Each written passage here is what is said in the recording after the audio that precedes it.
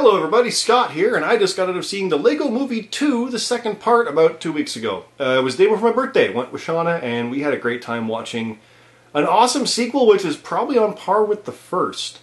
It's a hard one to talk about because you don't want to give stuff away, obviously. But the first movie had that awesome aspect of kind of revealing that it was all just, like, the kids are playing, and this is the storyline that they're trying to play and enact.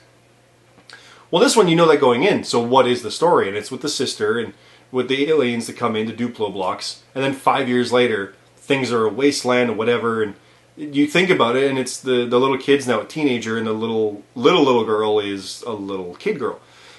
So you've got that parallel of the dark and broody and what you think it is, and it isn't really, and it's bad, with childlike innocence as well, and they're trying to survive, against the little girl who's trying desperately to invade and get stuff together, and it's really just the girl wants to play with the boy, and it's obvious, like from the get-go, that's all it is. They just want to be together. But the way they do it is fantastic, and like the sinister scenes that the little girl has with being innocent and not knowing how to be sinister, just like the boy doesn't know how to be brooding. The important way to look at it is you don't see them doing it, you see the characters failing at it. Like the evil queen is using words but doesn't get them right because the little girl wouldn't. When they're playing against each other, the stuff is happening, but it's like, no, it doesn't work on me, is how you would see them playing. But instead it's like, ding, ding. It's like, oh, they're immune. It's fantastic. The songs are amazing. The catchy song is actually the worst one, I think. The evil song is so good. Gotham City Guys is amazing for the simple fact of the Batman stuff in it. But also the lines are good as well. And then the credits song is really good. And I want the extended credits version as well, because the one that they've released is fun, but there's more funny stuff in there too. So all good. I think overall, the story that they're telling and the execution, I think it's on par or better than the original. Because part of the original, this is an interesting thing with some of these movies, the original usually is good, but part of why is the discovery of what it is, which doesn't work as well in a repeated viewing. That happens a lot for superhero origin movies, I find, until you had the Tony Stark situation where he was a good character anyway. Like, Spider-Man isn't good because Peter Parker is not that great of a character until he's Spider-Man. But Iron Man's cool as Tony Stark, right? So you get that idea? So rewatching it, you're waiting for the cool stuff to happen. But as watching it for the first time, you're on the journey as he becomes cool. Rewatching it, you're like, hurry up and get cool. Well, the Lego movie is kind of like, you know where it's going, and a lot of the build-up and suspense is getting there.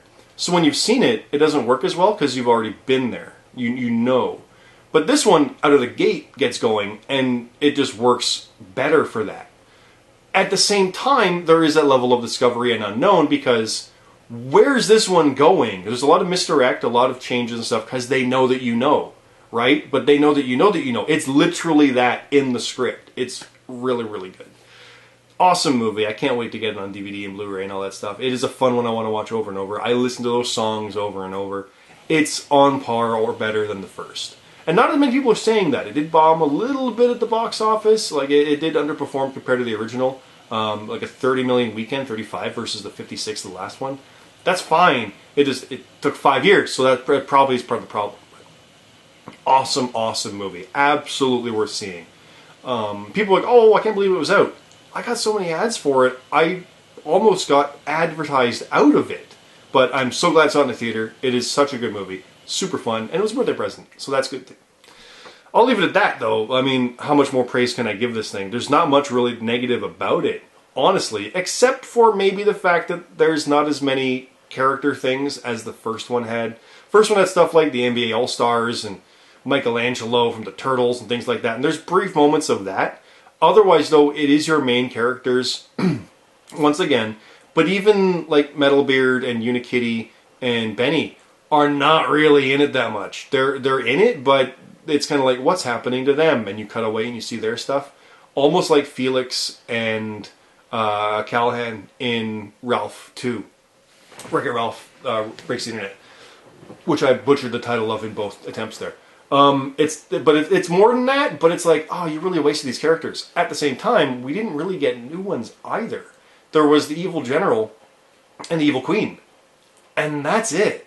So it was lacking in some ways, but I only noticed that after the fact. So in the moment, it didn't. But when you realize there was a little cameo that was kind of funny, and that's it, oh, it was a bit of a letdown in that sense, but there you go.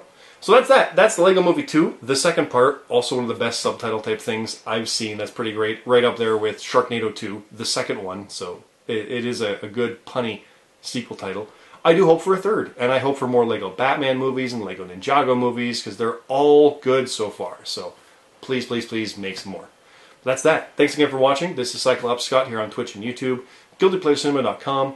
I'll see you next time.